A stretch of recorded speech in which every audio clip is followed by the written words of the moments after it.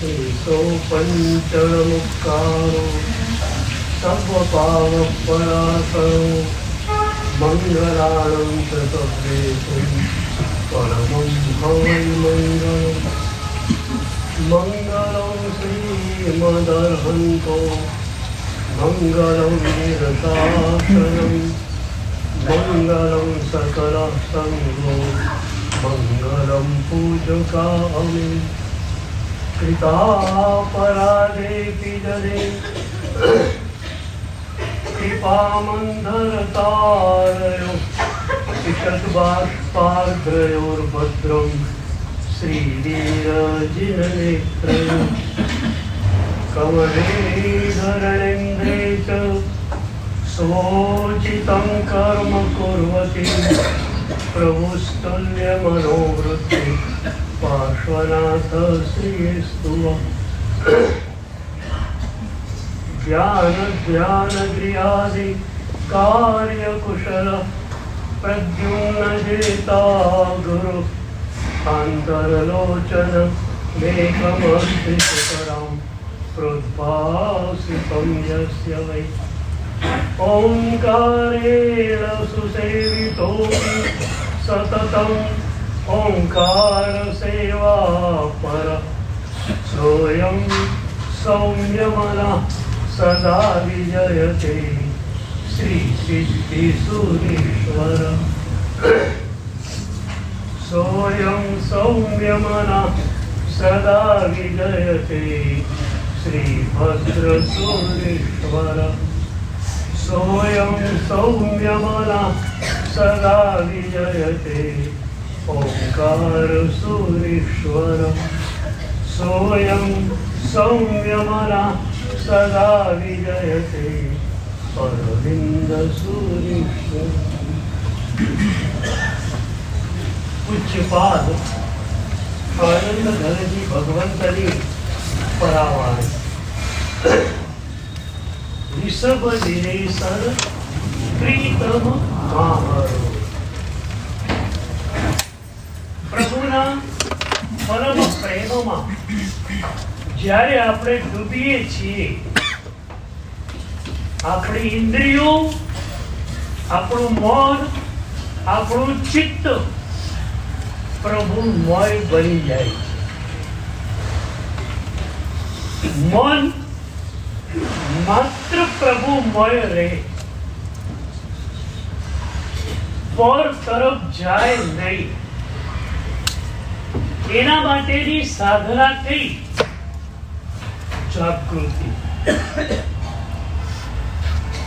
આમ પણ છે ને, સાધકની વ્યાખ્યા આ જ છે, જેની પાસે ક્ષણ ક્ષણની જાગૃતિ છે એ સાધક છે, અને જેની પાસે ક્ષણ ક્ષણનું પ્રભુનું સ્મરણ છે એ ભક્ત છે. એક ક્ષણ ક્ષણની જાગૃતિ જોઈશે. ઉત્તરાધ્યાય સૂત્રમાં મૃગાપુત્રની વાત આવે છે. અત્યંત શ્રીમંતને ત્યાં એનો જન્મ થાય છે. Silver spoon Born. અત્યંત ભોગોની વચ્ચે રહેવા છતાં જન્માંતરીય વૈરાગ્યની ધારાનું પ્રગટીકરણ થાય છે. એ વૈરાગ્ય તીવ્ર ને તીવ્ર બનતો જ જાય છે. માત પિતાને મૃગાપુત્રે કહ્યું, એક ક્ષણ હું સંસારમાં નહીં રહી શકું, મને પ્રભુના માર્ગે જવા દો.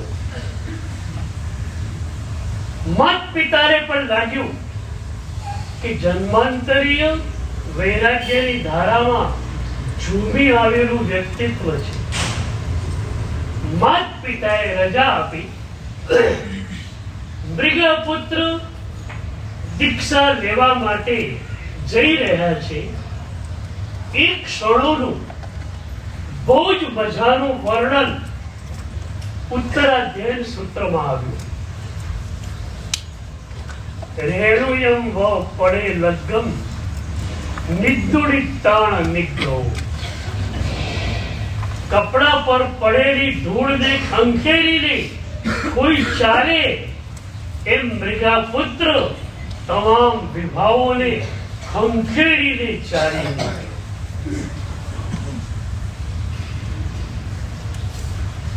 હું ઘણી વાર મુમુક્ષુઓને કહેતો હોઉં છું કે આવા તૈયાર થઈને તમે આવો ને તો મને જલસો પડી જાય.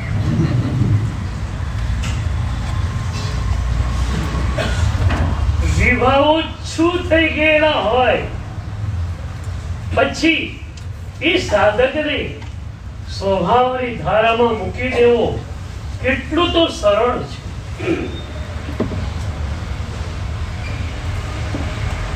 એક જાગૃતિ, સતત જાગૃતિ અને પરમાથી આપણી મુક્તિ. રાગ અને દ્વેષ શું આપે તમને બોલો? ચલો તમને ક્ષમાનો અનુભવ નથી માની લો,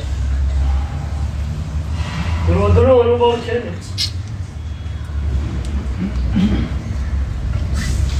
ક્રોધ કરો, ગુસ્સો ઠાલવી નાખ્યો 5 કલાક સુધી, એથી શું થયું?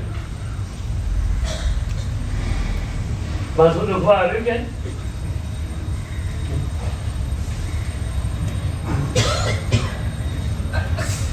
રાગ અને દ્વેષ કયું સુખ તમને આપી શકે? મારી દ્રષ્ટિએ એકમાત્ર જાગૃતિ તમારી પાસે છે. તમે ન રાગમાં જાઓ, ન દ્વેષમાં, ન અહંકારમાં. જમણવારમાં દૂધપાક પૂરી હતા. 100-150 જણાએ એ દૂધપાક ખાધો. દૂધપાકમાં ફૂડ પોઈઝન થઈ ગયેલું. જેટલા દૂધપાક ખાધો એ બધા હોસ્પિટલ ભેગા થઈ ગયા. એ ખબર મળ્યા પછી તમારે ત્યાં જમવા જવાનું હોય તો તમે જાઓ ખરા? અને એ દૂધપાકને પીવું ખરા? રાગ અને દ્વેષ જીવનમાં ઘૂંટીને નરકની યાત્રાએ ગયેલા કેટલાય વ્યક્તિત્વોના જીવન ચરિત્રો તમે સાંભળ્યા, અને છતાં તમે હોશે હોશે રાગ અને દ્વેષની ધારામાં જાઓ. મને તો સવાલ એ થાય કે તમારી બૌદ્ધિકતા ક્યાં જતી રહેશે?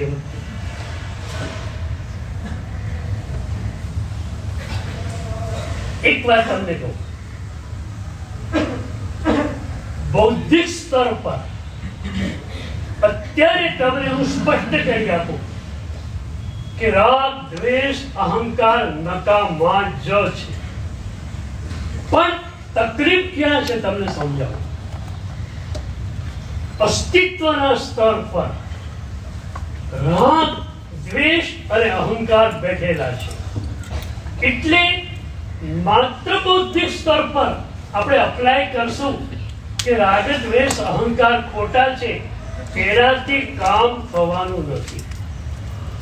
જ્યાં સુધી અનુભૂતિના સ્તર પર એક સ્પષ્ટીકરણ, એક ક્લેરિફિકેશન નહીં થાય કે રાગ દ્વેષ અહંકારથી પીડા જ થાય, ત્યાં સુધી રાગ દ્વેષ અહંકાર જવાના નથી.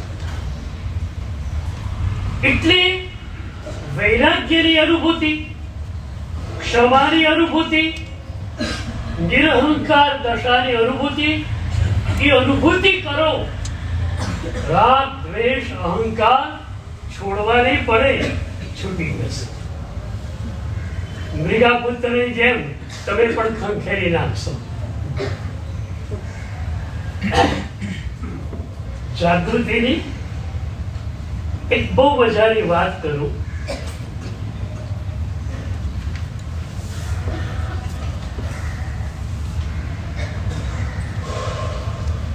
પાલનપુરમાં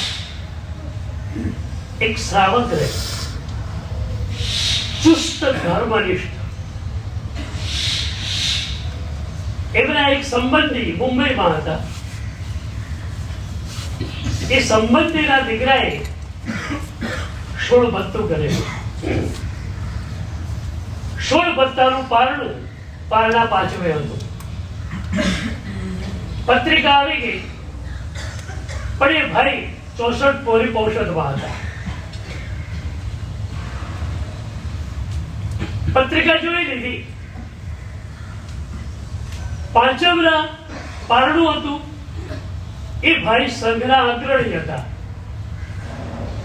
એટલે પારણાની જવાબદારી, વરઘોડાની જવાબદારી, તપસ્વીઓના બહુમાનનો કાર્યક્રમ, ચૈત્ય પરિપાટી, 5-7 દિવસ સુધી બધા કાર્યક્રમો ગોઠવાયેલા હતા.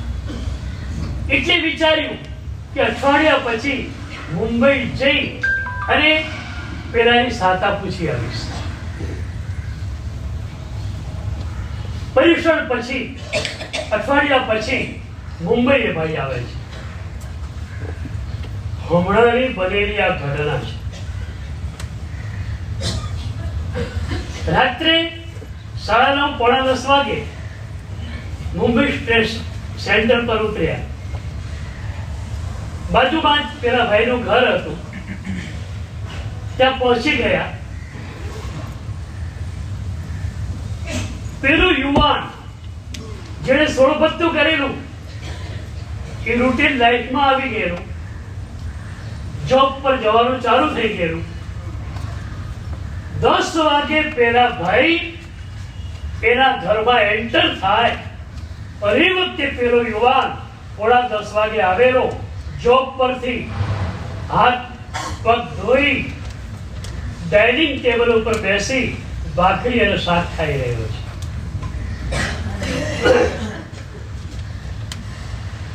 પેલો આવ્યો છે આની 16 ભત્તાની સાદા પૂછવા, અને પેલો રાત્રે 10 વાગે ભાખરી અને શાક ખાઈ રહ્યો છે. શું થાય ફીલિંગ? સામાન્ય ફીલિંગ શું થાય? ભાઈ 16 ભત્તું તે કર્યું કે નજવ્યું? 16 ભત્તા બધી કમસે કમ 16 દિવસનું રાત્રિ ભોજન છોડવું હતું.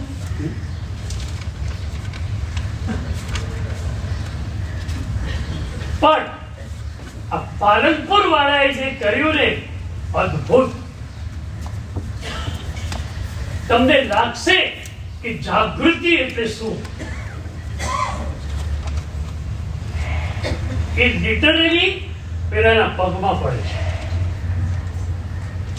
ભાખરી અને શાક રાત્રે 10 વાગે જે યુવાન ખાઈ રહ્યો છે એના પગમાં પડે છે. આંખમાં આંસુ છે. જમીને બધા બેઠા ત્યારે પાલનપુર વાળા શ્રેષ્ઠીએ કહ્યું, ખરેખર શું પ્રભુ શાસનની બલિહારી છે, શું ગુરુદેવોના પચ્ચખાણની બલિહારી છે. તમે 16 ભત્તું કર્યું એ કહે છે. તમે સવારે નાસ્તો કર્યો હશે, 10 વાગે નીકળ્યા હશો, ટિફિનમાં રોટલી શાક બધું લઈને નીકળ્યા હશો. 12 વાગે તમે જમ્યા હશો, 3 વાગે તમે ચા પીધી હશે, 5 વાગે સ્નેક્સ ફ્રૂટ્સ લીધા હશે, અને છતાં તમારે રાત્રે 10 વાગે જમવું પડે છે. અને એ તમે 16 ભત્તું કર્યું. વાહ, અદ્ભુત. આ પ્રભુ શાસનની જ કરામત છે. પ્રભુની કૃપા સદગુરુદેવોનું પચખાણ તમારું સોળભતું થઈ ગયું. એ કહે છે અમારા જેવા લોકો હોય કે ભાઈ ચેન્નઈ જવાનું છે, 2 દિવસ થશે, ચાલો ચોર્યારો અઠમ અને અઠાઈ અમે લોકો વાતમાં કરતા હોઈએ. એના માટે સોળભતું કે માસક શ્રવણ મહત્વની ઘટના નથી, પણ તમારા માટે તો ભાઈ આ સોળભતું અત્યંત મહત્વની ઘટના છે. હું ફરી તમારા ચરણોમાં નમસ્કાર કરું. શું હતું તમને ખ્યાલ છે? ગુલાબ અને કાંટા બે ભેગા જ હોય છે. હવે તમે કાંટામાં ગુલાબ જુઓ તો શું થાય, અને ગુલાબમાં કાંટા જુઓ તો શું થાય? તમે ગુલાબમાં કાંટાને જુઓ તો શું થાય કે આટલા કોમળ ગુલાબ, એની કોમળ પાંદડીઓ, અને એને કાંટા વીંધી રહ્યા છે. પણ કાંટામાં ગુલાબ જુઓ તો વાહ, સર્જનહારની કેવી લીલા! તીક્ષ્ણ કાંટાની અંદર કોમળ ગુલાબને ઉત્પન્ન કર્યા છે. કાંટા અને ગુલાબ બેઉ સાથે જ છે. તમારે શું જોવું એ તમારા ઉપર નિર્ભર થયું કે નહીં બોલું છે. બેઉ સાથે, અને બેઉ સાથે રહેવાના છે. હવે કાંટામાં ગુલાબ જોવા કે ગુલાબમાં કાંટા જોવા એ તમારી દૃષ્ટિ ઉપર આધારિત છે. પ્રભુ શાસન જેને મળ્યું છે એને શું દેખાય? કાંટામાં ગુલાબ દેખાય. તમે અને સોળભતું કરી ક્યારે પણ કોઈની પણ ધર્મ ક્રિયા જુઓ ત્યારે અનુમોદનાના ભાવથી ઝૂકી જજો. એક વાત તમને કહું, અનુમોદના અઘરામાં અઘરી છે, ટફેસ્ટ. ધર્મ કરવો સહેલો, ધર્મ કરાવવો સહેલો, પણ બીજાના ધર્મની અનુમોદના કરવી બહુ જ અઘરું. તમે ધર્મ કરશો, કરો જ છો. ધર્મ તમે કરાવો પણ છો. હું તો માનું છું કે દરેક શ્રીમંતની ડાયરીમાં 25 થી 50 સાધર્મિકોના નામ હોવા જોઈએ. એવા સાધર્મિકો જે માત્ર ને માત્ર ધર્મ રુચિ વાળા છે. એ શ્રીમંત એ સાધર્મિકોને કહી દે કે તમારે કોઈ મહેનત કરવાની નથી, કોઈને પણ ખબર ન પડે એ રીતે દર મહિને પાછલા બારણેથી તમારે ત્યાં બધું આવી જશે. તમે ધર્મ કરો એનો મને આનંદ છે. તમે સામાયિક ન કરી શકો, સામાયિક કરાવો છો કેટલાને બોલો. દરેક શ્રીમંતની ડાયરીમાં આવા 25 કે 50 સાધર્મિકોનું લિસ્ટ હોવું જોઈએ. તો ધર્મ કરવો સહેલો, કરાવવો પણ સહેલો, પણ બીજાના ધર્મની અનુમોદના કરવી બહુ જ અઘરું છે. કારણ એમાં તમારે તમારો અહંકાર તોડવાનો છે. અત્યાર સુધી અનંતા જન્મોથી એક જ વાત આપણી પાસે હતી, દુનિયાની અંદર સુપીરિયરમાં સુપીરિયર હો તો હું છું. બરોબર? દુનિયાની અંદર શ્રેષ્ઠમાં શ્રેષ્ઠ હોય તો તમે, અને સારા કયા? જે તમારા હું ને પંપાડે એ સારા. તમે આખી દુનિયાને બેમાં વિભાજિત કરી નાખી. સારા માણસો, ખરાબ માણસો. શ્રેષ્ઠ તો હું જ, એમાં તો કોઈ અપવાદ નહીં. કે બરોબર?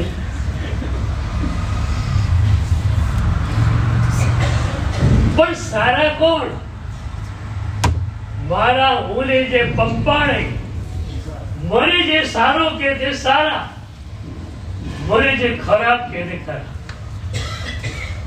ઘણી વાર હસતા હસતા કહેતો કે દુનિયાનું કેન્દ્ર બિંદુ તમે બની ગયા, કે તમારા આધારે આખી દુનિયાના લોકોનું ડિવિઝન થઈ શકે. અનુમોદના અઘરી કેમ છે? તમે ઉદ્ધાર કરાવેલા 500 આરાધકો હતા. તમારા નજીકમાં રહેલા એક પુણ્યવાળે ઉદ્ધાર કરાવ્યા 2000 આરાધકો. એકદમ શ્રેષ્ઠ વ્યવસ્થા. કોઈ આવે તમારી પાસે કે ઉદ્ધાર તો આને કરાવી રહ્યા છે, શું વ્યવસ્થા છે? 2000 આરાધકો, અને છતાં નિવી એક ટાઈમે એટલો વિશાળ ભોજન મંડપ, રહેવા માટેની શ્રેષ્ઠમાં શ્રેષ્ઠ વ્યવસ્થા, અને એવી ભક્તિ કરે છે જેને કોઈ સીમા નહીં. આ સાંભળી તમને શું થાય? તમે જો ત્યાં ગયેલા હોય અને નાનકડો માઇનસ પોઈન્ટ જોયેલો હોય ને, તમે ટપકું મૂક્યા વગર ન રહો. હા, એ બધું ઠીક, પણ એમાં આ બરોબર નથી.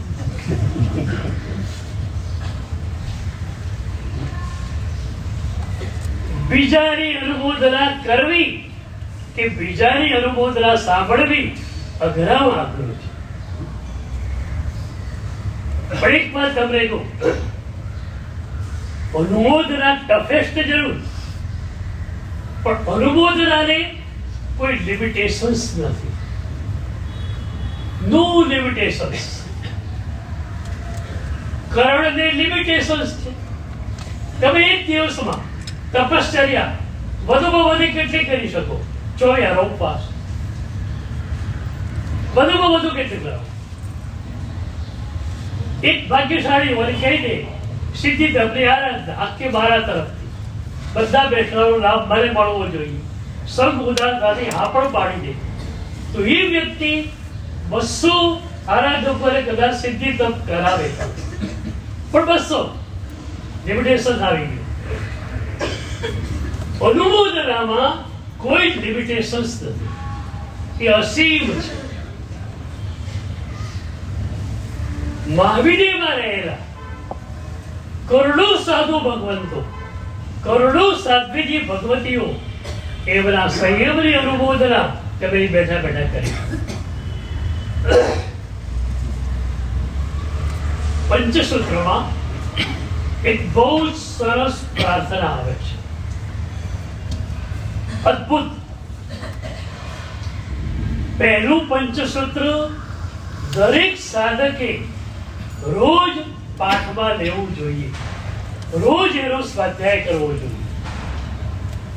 એ પહેલા પંચસૂત્રમાં એક મજાની પ્રાર્થના આવે છે, હું મેં એસા અણુવો એના જીણાણ મણુ ભાવો. પ્રભુની કૃપાથી મને અનુમોદના ધર્મ મળો. બહુ અઘરી છે અનુમોદના. મારા હુંને તોડી નાખવું એટલું સહેલું કામ નથી, અઘરું કામ છે. પણ પ્રભુ તારી કૃપાથી એ અનુમોદના ધર્મ મને મળો. અને પછી આગળ તો એથી પણ આગળની વાત કરી, હું મેં એસા સુપથડા, મને અનુમોદના થાવ એવી પ્રાર્થના પણ તારી કૃપાથી હું કરી શકીશ. પ્રાર્થના પણ હું નહીં કરી શકું, કારણ મારા હુંને શીરવવાની વાત છે.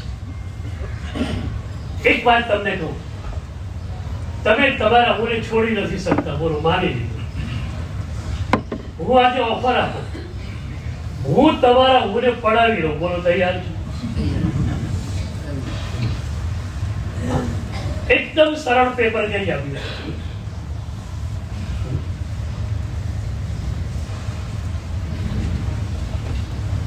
તમે તમારું હું ન આપો તો કઈ નહીં, હું તમારા મોરે પડાવી દઉં. સદગુરુની કામ કરવાની ટેકનિક બહુ મજાની હોય છે. 2000 વર્ષ પહેલાની ઘટના. માઇકલ એન્જેલો સશક્ત શિલ્પી અને સશક્ત ચિત્રકાર, એનું એક શિલ્પ છે પિએટ્રા. આજે પણ વિશ્વભરના શ્રેષ્ઠ શિલ્પોમાં એનો નંબર આગળ છે. એ શિલ્પ એવું છે કે માં મેરી બેઠેલી છે અને એના ખોળામાં વધસ્તંભથી ઉતારાયેલા ઈશ્વરનો મૃતદેહ પડેલો છે. પણ ભાવ વિન્યાસની દૃષ્ટિએ, ફેશિયલ એક્સપ્રેશનની દૃષ્ટિએ વિશ્વનું એ અજોડ શિલ્પ છે.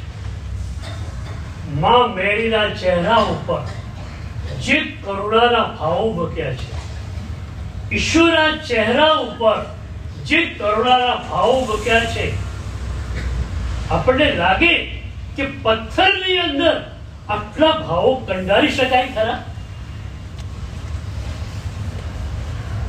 એ વખતે પણ જ્યારે શિલ્પ ખુલ્લું મુકાયું ત્યારે માઇકલના પ્રશંસકોએ માઇકલને પૂછેલું, આટલું શ્રેષ્ઠ શિલ્પ તમે કઈ રીતે કરી શક્યા? ત્યારે માઇકલ એન્જેલોએ કહ્યું, શિલ્પ તો પથ્થરમાં તૈયાર જ હતું. શિલ્પ તૈયાર જ હતું, કારણ કે મારા મનની અંદર કેટલાય સમયથી આવું શિલ્પ કોરવું એ નક્કી થયેલું હતું. એટલે મારા મનની અંદર શિલ્પ નક્કી થયેલું જ હતું, માત્ર મારે એવું પથ્થર જોઈતો હતો. એમાં એક આરસના વેપારીના ગોડાઉન પાસેથી નીકળ્યો હું. આવો જ આરસનો ટુકડો મારે જોઈએ એવો ત્યાં પડેલો. ભાવદાર કર્યો, મેં એને ખરીદ્યો, મારા સ્ટુડિયોમાં એને લાવ્યો. હવે મારે શું કરવાનું હતું? શિલ્પ તૈયાર છે, મારે બિનજરૂરી આરસને તોડવાનો હતો.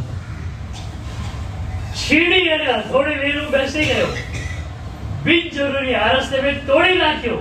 શિલ્પ અંદર હતું. તમે સીધે સિરાએ જવાના, ત્યારે શું થવાનું? બહારનો પર્સન તૂટી જવાનો, અંદરથી તમે આનંદગન છો. મારી નજરે તમે બધા જ અત્યારે આનંદઘન છો.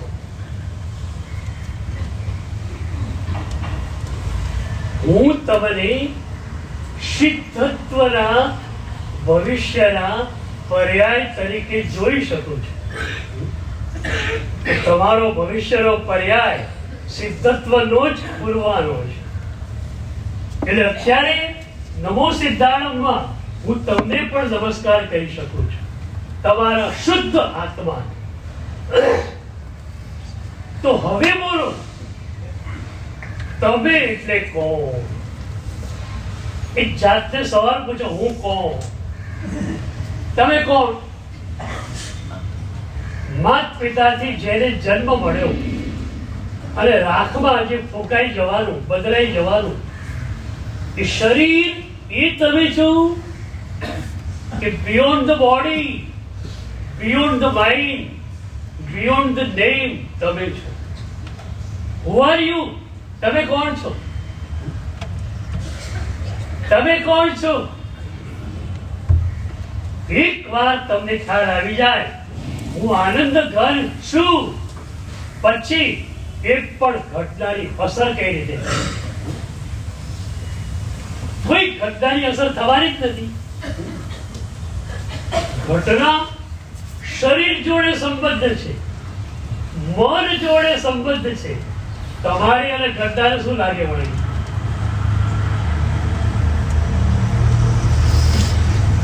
રાબિયા બહુ મોટા સંત થયા, પ્રભુના પરમ ભક્ત. એક વાત તમને કહું, આ પ્રભુની ભક્તિ જ્યારે હૃદયમાં આવી જાય છે, એક એક ક્ષણ આનંદમય હોય છે. આવતી ક્ષણે શું કરવાનું પ્રભુ જાણે, સદગુરુ જાણે. આપણે નિશ્ચિત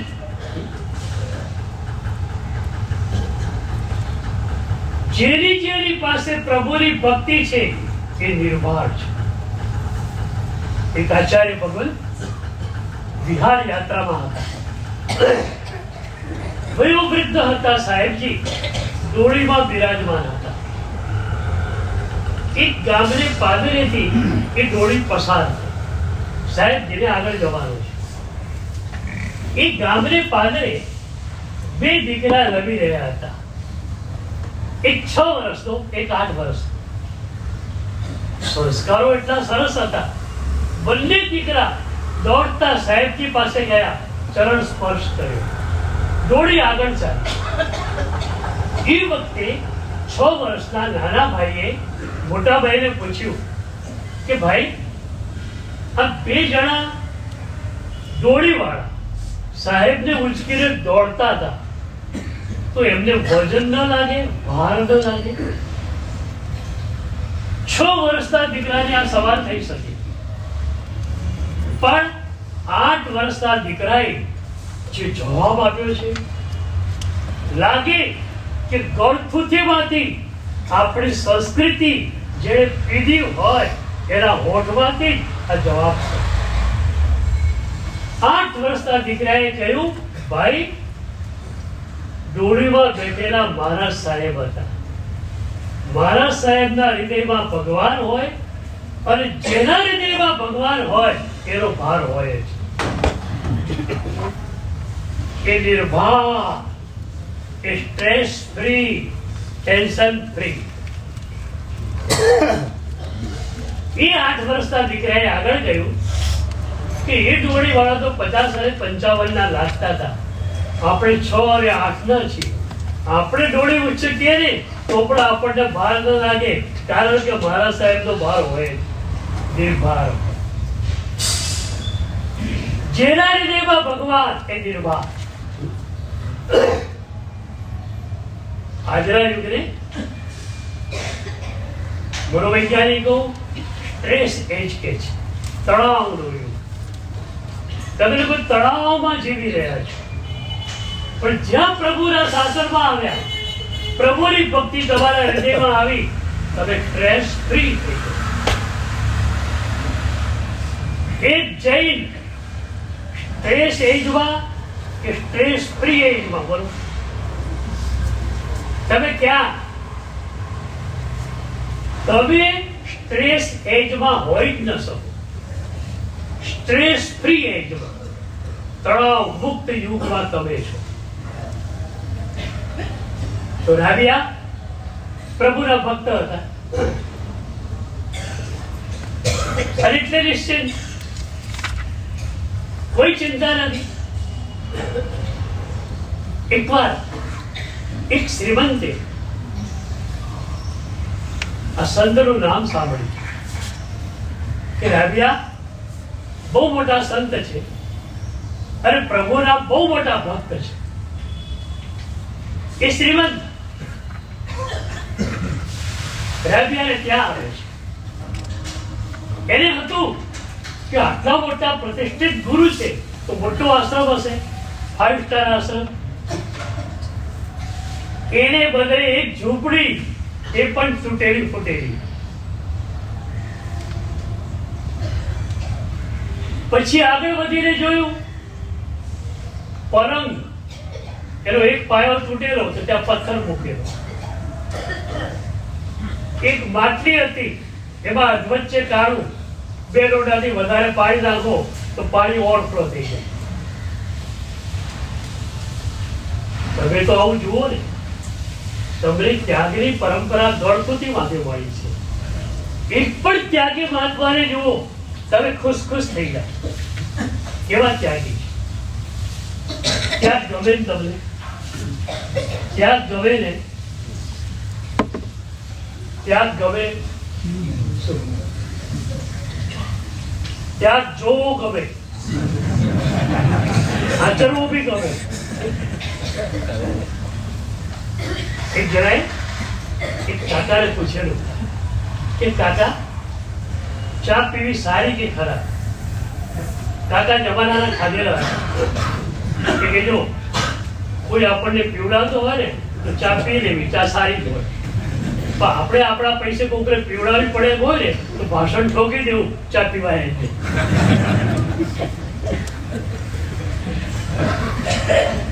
ત્યાગ સારો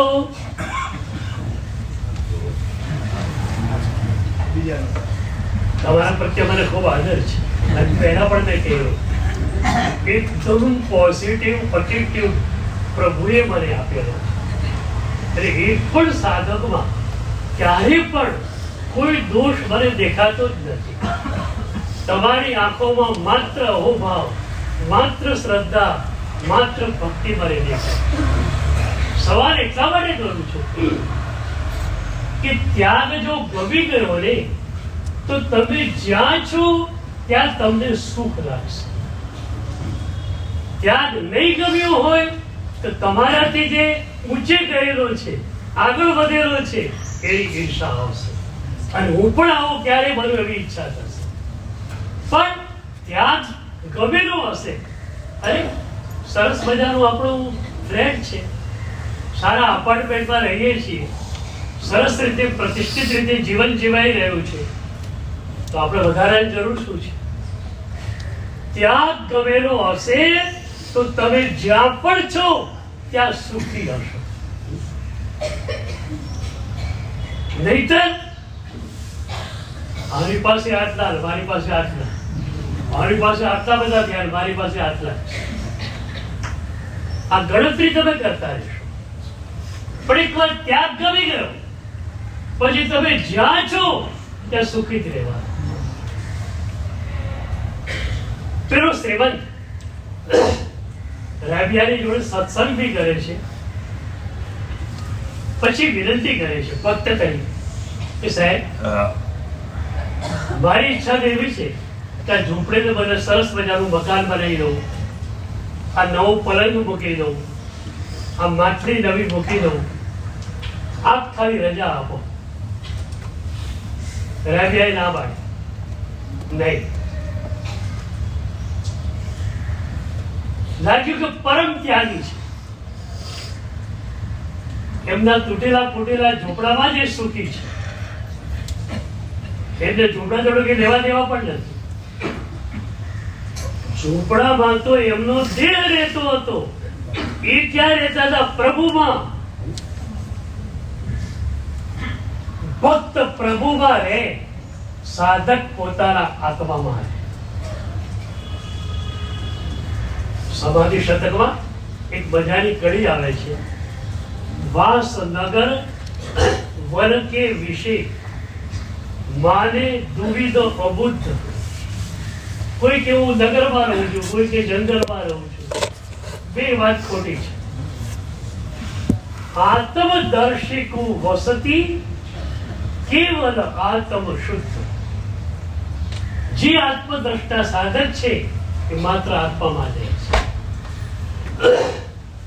અને એટલે ગમે ત્યારે પૂછો સાહેબ સાધામાં દેવ ગુરુ પ્રસાદ, પરમ સાધક. શ્રીમંતને લાગ્યું કે ઝૂંપડી અને પલંગ માટે તો પરવાનગી નહીં મળે. સાહેબ બીજું કહે છે, આ એક માટલી નવી મને મૂકવા દો. ના પણ કાળું છે માટલીમાં, નવી માટલી મૂકવા દો. ના પાડે છે. સાહેબ કેમ ના પાડો છો? એ વખતે રાબિયાએ જે જવાબ આપ્યો છે એ જૈન નથી. અને ઈશ્વર કર્તૃત્વમાં બધું માને છે. તો રેબિયાએ કહ્યું, પહેલા મારા 2 પ્રશ્નના જવાબ તમે આપો. પહેલો પ્રશ્ન, પ્રભુ બધું જાણે છે? Is he all knowing? પ્રભુ સર્વજ્ઞ છે, પ્રભુ બધું જાણે છે, એવું તમે માનો છો? તો શ્રીમતી કે હા માનું છું. અચ્છા, તો મારી માતૃમાં કાણું છે કે પ્રભુને ખ્યાલ નહીં હોય? બીજી વાત, પ્રભુ સર્વશક્તિવાન ખરા કે નહીં? Is he almighty? તો કે હા, પ્રભુ સર્વશક્તિવાન છે. તો એમણે મારી વાતને કેમ ન બદલી? તારે બદલવા આવવું પડ્યું. એ પછી રાબિયા ઘૂંટડીએ પડે છે, ધ્રુસકે ધ્રુસકે રડે છે. અને દુષ્કામાંથી ચડાઈને આવતા એમના શબ્દો હતા કે પ્રભુ કેવી તારી કૃપા કે મારી નિષ્પ્રિયતાને વધુ ખીલવવા માટે કે માટીમાં કાળું રહેવા દીધું છે. તારો આભાર. મારો પલંગ એક પાયા વગરનો છે, તારો આભાર. મારી ઝૂંપડી તૂટેલી અને ફૂટેલી છે, તારો આભાર. કારણ તું મારા ત્યાગને, તું મારી નિષ્પ્રિય દશાને વધુ ને વધુ ખીલવી રહ્યો છે. આપણી વાત જાગૃતિની છે. મનને પ્રભુમય બનાવવા માટે પહેલા 2 ટ્રેક્સ આપણે જોયેલા, અને ત્રીજો ટ્રેક આ છે જાગૃતિ. હું ઘણીવાર મારી વાચનામાં સાધુઓ અને સાધ્વીજીઓને એક મજાની વાત કરતો હું એમને કહું કે તમારે તો શિષ્ય હોય કે ન હોય, શિષ્ય ન કરવો હોય તો વાંધો નહીં, બહુ સારું, બેટર. પણ હું એક શિષ્યની ભેટ આપું, એને કાયમ જોડે રાખવાનો, જાગરણ નામનો શિષ્ય. અને આ લોકોને બધાને જાગૃતિ નામની શિષ્ય આપી દો. આપેલી છે ને રાત્રિકામ પછી 24 કલાક જાગૃતિ જેની પાસે છે એ સાધન છે. પછી ક્યાં છે રાગ, ક્યાં છે દ્વેષ?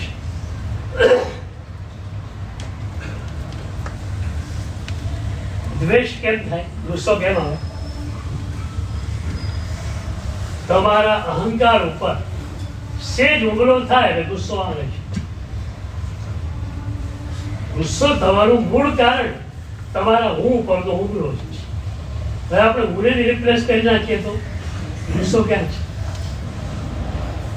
ફરીથી પૂછું, હું એટલે આ લાગે છે? એક જૈન સ્કૂલ હતી, જૈનની, જૈન, ZEN, બૌદ્ધોનો એક વિભાગ છે જૈન. ધ્યાન ઉપરથી જૈન શબ્દો ચાઇનાની, જાપાનની પરંપરામાં આવ્યો છે. તો એક જૈન સ્કૂલ હતી. જૈન સ્કૂલમાં એ શીખવાડવામાં આવે કે તમે એટલે શરીર નથી. You are bodiless experience, you are mindless experience. તો એ સ્કૂલમાં એક સમારોહ હતો. અત્યારે કોઈ પણ સ્કૂલમાં છોકરાઓનો શર્ટ પર બેઝ હતું, એમાં સ્કૂલનું નામ ને છોકરાઓનું નામ હતું. પણ આ સ્કૂલ એવી હતી જેને હું ભૂસવાનું હતું. બેજ હતો, બેજમાં શું લખેલું? માઇન્ડલેસ, નેમલેસ, ચોઇસલેસ. પેજમાં આ રીતે લખેલું, માઇન્ડલેસ, બોડીલેસ, નેમલેસ, ચોઇસલેસ. સમારોહમાં મહેમાનો આવેલા, ઘણા બધા મહેમાનો ખુશ થઈ ગયા બેચ જોઈને કે વાહ, સ્કૂલ જેવી છે એવો જ બેચ પસંદ કરાયો. પછી એક મહેમાન નીકળી રહ્યા છે, પાછળ હતા. એમાં એક સ્ટુડન્ટને ઉપર એની નજર પડી, એ બેચ નહોતો. એટલે એ મહેમાને પૂછ્યું, વેર ઇઝ યોર બેચ? ત્યારે એને ખિસ્સામાંથી એક પડીકી કાઢી. એને કહ્યું, સર બેચ ખોવાઈ ગયો છે, પણ આ બેચ તરીકે જ છે મારી પાસે. પડીકી હતી નાનકડી. પડીકીમાં શું છે? ખોલી અંદર રખ્યા. એટલે હું રખ્યામાં ફેરવા વાળો છું. આ મારા ખિસ્સામાં રાખેલું છે, મારા હૃદયમાં મેં રાખેલું. હું બોડીલેસ છું, હું નેમલેસ છું. આવું જ્યાં તમે નક્કી કર્યું, ગુસ્સો ક્યાં આવવાનો, કઈ રીતે આવશે? પ્રવેશ વાળું દ્વાર બંધ થઈ ગયું. કોઈ કે તમારું નામ લઈને કે કુણાલભાઈ આમ કરીશ, તમે હસતા હો, કુણાલ હો. તો હું ક્યાં કુણાલ છું? આઈ એમ નેમલેસ એક્સપિરિયન્સ.